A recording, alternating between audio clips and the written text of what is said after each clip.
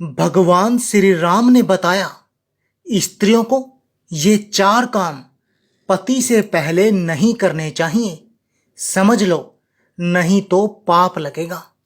भगवान श्री राम ने बताया स्त्रियों को ये 4 काम पति से पहले नहीं करने चाहिए। मित्रों, स्त्री को घर की लक्ष्मी माना जाता है।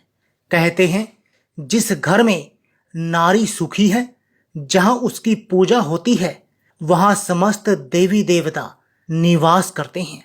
वो घर सदैव सुख समृद्धि से संपन्न रहता है। और जिस घर में नारी दुखी रहती है, उसका अपमान होता है, वहां दुख, रोग, शोक, दरिद्रता पांव पसार लेती है। हमारे देश में आदिकाल से नारी की पूजा होती आई है, क्योंकि नारी सुख समृद्धि को बढ़ाने वाली होती है। यदि वही नारी अपने नियम और आदर्शों का पालन नहीं करती, तो वहां दुख और क्लेश भी उत्पन्न हो जाते हैं।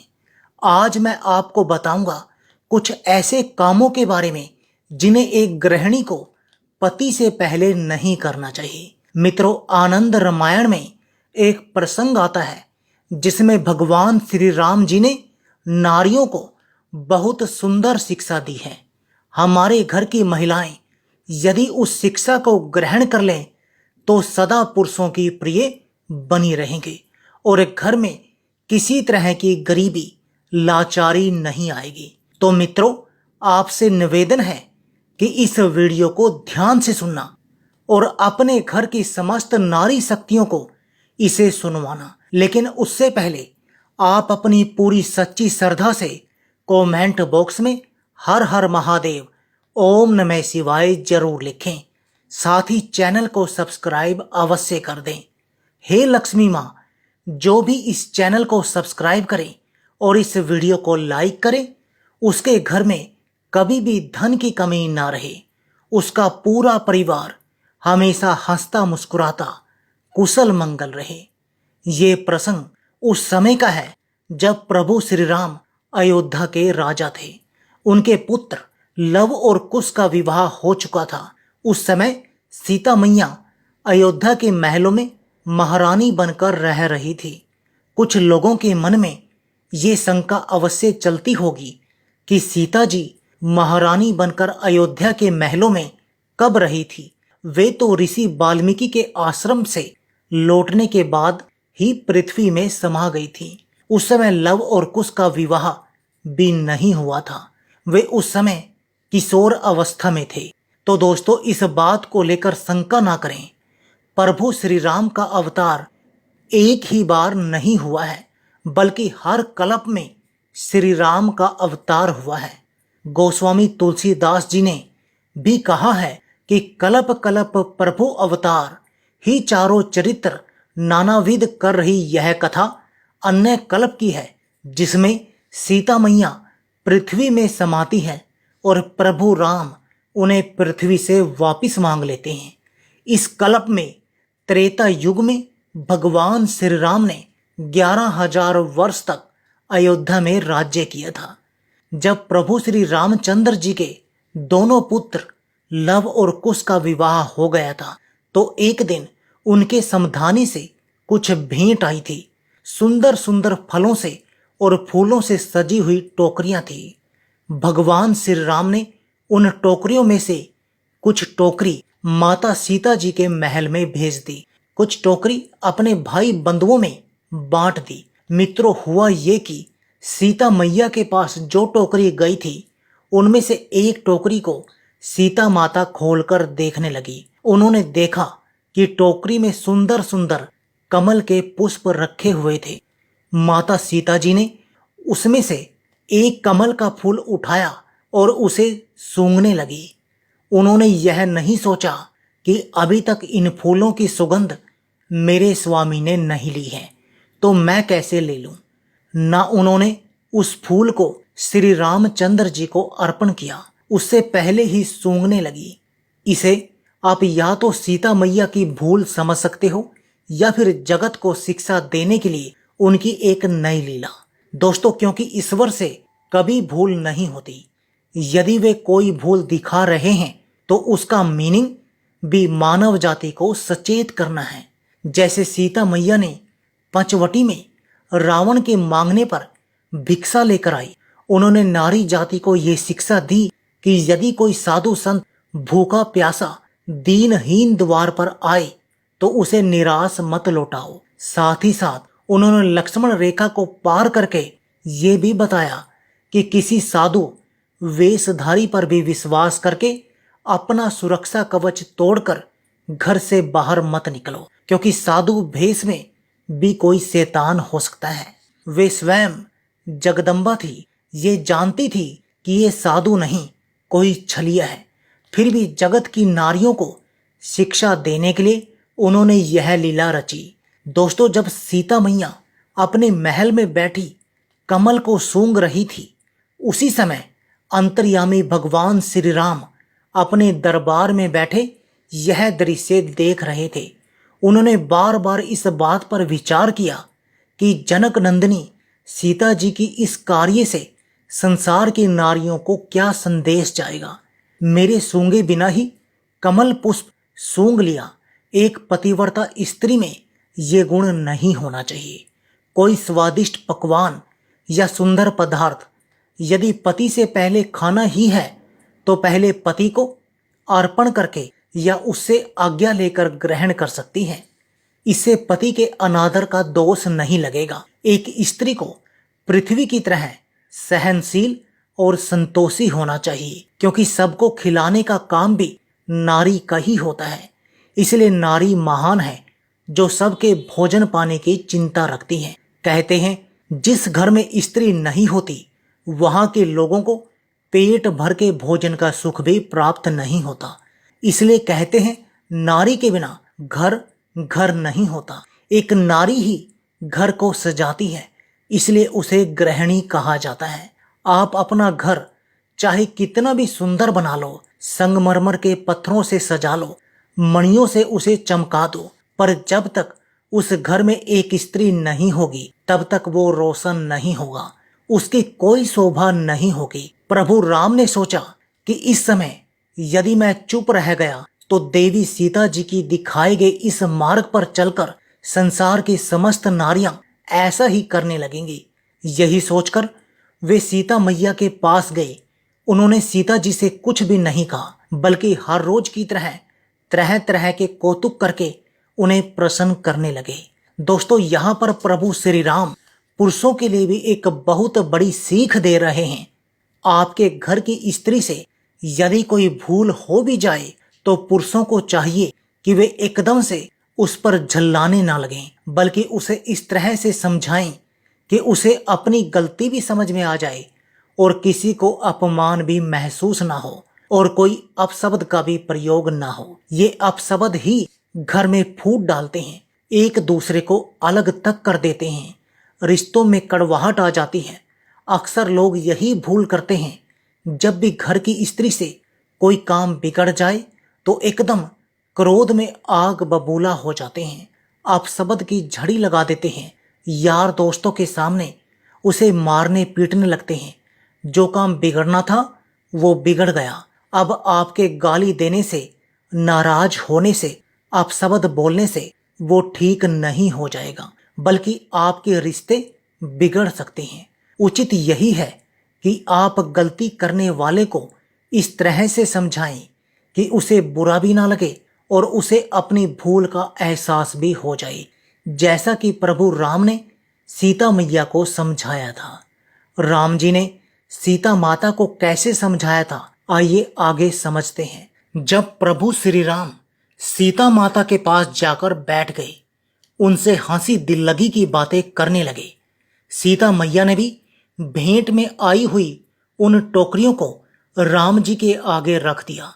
प्रभु राम ने उनमें से कुछ फल निकाले और स्वयं खाने लगे और देवी सीता जी को भी दे दिया। भगवान राम ने उस बात की चर्चा नहीं की कि तुमने हमारे सूंघने से पहले ही फूल क्यों सूंघ लिया। मित्रों, धीरे धीरे कई दिन बीत गए। एक दिन सीता मैया ने एकादशी का व्रत किया था और द्वादशी के दिन वे तुलसी के बगीचे में गई। वहां जाकर उन्होंने तुलसी की पूजा की और उसकी परिक्रमा की। एकादशी व्रत रखने के कारण उनके शरीर में कुछ थकावट सी थी। इस कारण उनकी साड़ी के पल्ले में फंसकर तुलसी का एक पत्र टूटकर पृथ्वी पर गिर पड़ा था। द्वादशी के दिन उस तुलसी पत्र को टूटा हुआ देखकर सीता मैया ने सोचा, ओहो, मैंने बड़ा भारी अपराध कर डाला। यह सोचकर वे कुछ भयभीत सी हो गई और उन्होंने उस पत्ते को उठाकर उसे प्रणाम करके उसी बगीचे में फेंक दिया और चुपचाप महल में लौट आई। मित्रों, संयोग से उसी दिन नारद मुनि भी भगवान श्री राम के महल में पधारे हुए थे। प्रभु श्री राम ने नारद जी का खूब स्वागत सत्कार किया और उन्हें आसन पर बैठाया। राम जी ने सीता मैया से भोजन परोसने के लिए कहा। माता सीता ने 2 थालियों में भोजन परोस दिया। एक थाली प्रभु राम के आगे रख दी और दूसरी थाली नारद मुनि के आगे रखने को चल दी। उसी समय नारद मुनि कहने लगे, हे माता, मुझे क्षमा करना, आज मैं तुम्हारा परोसा हुआ अन्न नहीं खा सकता, क्योंकि आज आपने एक बड़ा भारी पाप कर दिया है। आज द्वादशी है और द्वादशी के दिन तुमने एक तुलसी पत्र तोड़ दिया है।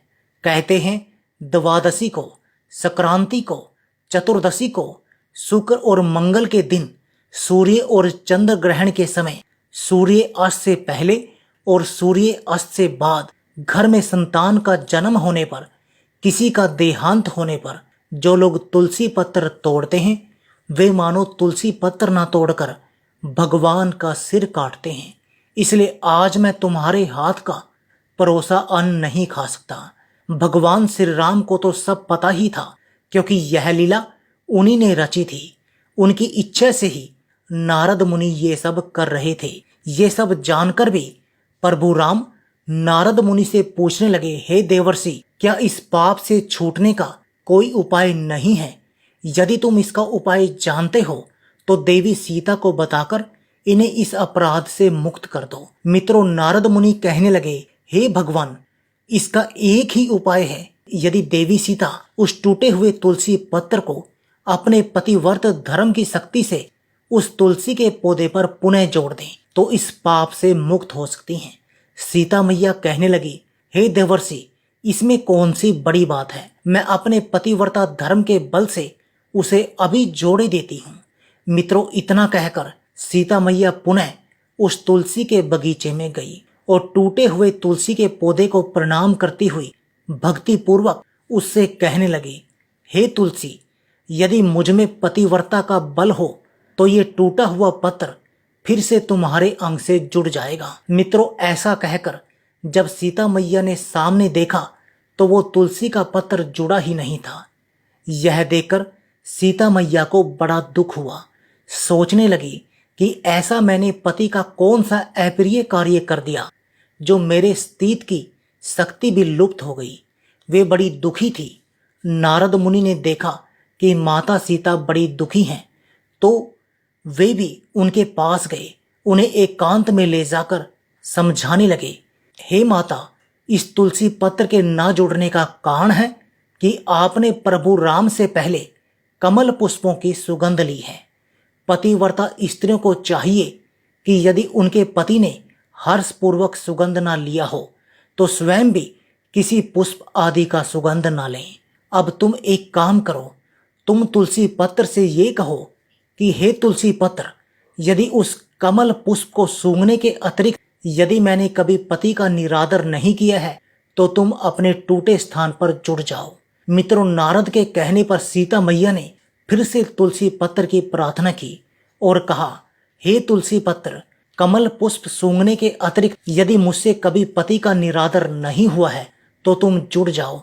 मित्रों, सीता मैया के इतना कहते ही तुलसी पत्र टूटे हुए स्थान पर पुनः जुड़ गया। सभी देवताओं और ऋषि मुनियों ने सीता मैया की जय जयकार की। उसी समय प्रभु राम ने सीता जी को गले लगा लिया और कहने लगे, हे देवी, ये सब मेरे द्वारा रची हुई एक लीला थी। मेरी इच्छा से ही तुलसी पत्र टूटा था। आपको शिक्षा देने के लिए ही मैंने ये सब किया था। मेरे कहने से ही नारद मुनि ने तुम पर दोषारोपण किया था, इसलिए आप उन्हें क्षमा करें। समस्त नारी जाति को मैंने तुम्हारे माध्यम से शिक्षा दी है कि वे अपने अपने पतियों को अलग अलग करके स्वयं भागों का उपभोग ना करें, क्योंकि धर्म की स्थापना करने, सज्जनों की रक्षा करने और दुष्टों का विनाश करने के लिए ही मैंने ये अवतार लिए हैं। नारियों को अपनी बुद्धि से ही पतिव्रता धर्म की रक्षा करनी चाहिए। नारियों को चाहिए कि वे ये 4 काम पति से पहले ना करें। पहला काम, किसी चीज का उपभोग ना करें, यदि करें भी तो पति के साथ या उससे आज्ञा मिलने पर।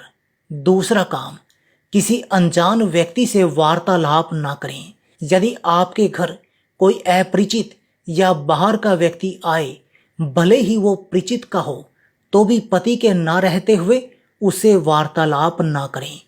तीसरी बात, पति की सलाह लिए बिना किसी बड़े काम की शुरुआत ना करें। चौथा काम, पति की आज्ञा लिए बिना किसी परिचित व्यक्ति को भी घर पर ना बुलाएं, ना उसके साथ कहीं घूमने जाएं। यहाँ तक कि अपने पिता के घर भी जाएं तो पति से कहकर ही जाएं। आपत्ति काल में आप स्वयं निर्णय ले सकती हैं। अपनी व्यक्तिगत बातें या मान अपमान की बातें यदि किसी को बतानी पड़े तो पति को पहले बोलने दें। इससे नारियों का स्वाभिमान, सम्मान सदैव बना रहते हैं। इस वीडियो के विचार यदि आपको सही लगे तो फिर वीडियो को लाइक करके ही जाना। आगे फिर मिलेंगे आपको अगली वीडियो में एक खूबसूरत सी ज्ञानवर्धक चर्चा के साथ। आप सभी का बहुत बहुत धन्यवाद। जय श्री कृष्ण, जय श्री राम।